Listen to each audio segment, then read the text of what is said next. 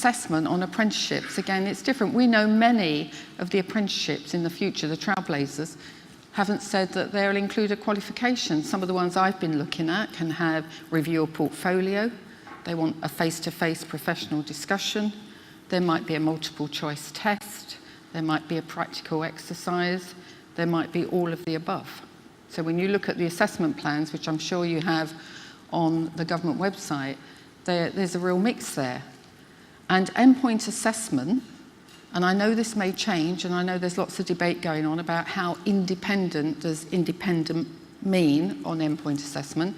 Might mean you're the training arm, but you're not delivering the endpoint assessment.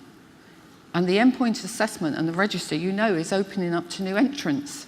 So there's going to be new organisations that can deliver endpoint assessment that may not have a track record at the moment in delivering large-scale endpoint assessments, developing multiple choice tests.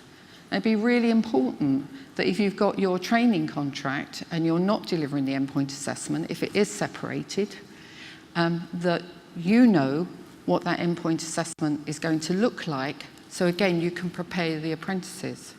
So this, if there is a bit of a divide, we need to make sure, as a sector, we know what we're all doing together on this to make sure we do not in any way put our apprentices in for tests that we're not quite sure what they're going to look like. Because we all of us, if we're taking a test, want to know what it looks like.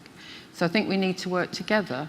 And I'm expecting, and I'm sure they will, the Institute for Apprenticeship to set some criteria about how we will maintain standards across a whole range of endpoint assessment organisations. Because again, I remember pre-QCF, I remember pre-national qualifications, pre-MVQs, when one of the problems we had in the country was that we were assessing across the country to different standards. And if we want to raise productivity, even if we've got a complex structure, we all need to make sure we basically are assessing to the same standard on behalf of all those employers out there. So from where I stand, seeing all of you at the cutting edge, and all I do in my job is support with some resources and qualifications, whether it's a qualification, endpoint assessment, whether you're training or whether you're going to take an endpoint assessment organisation.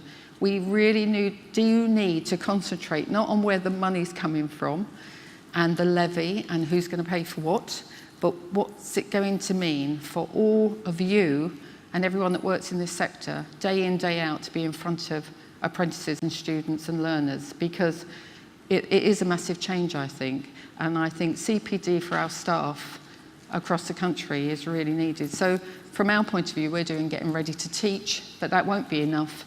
I think we've got a year's grace because QCF will continue for another year, the old qualifications mostly for another year, and they're funded. But we've really got this year to make sure we're all ready to teach.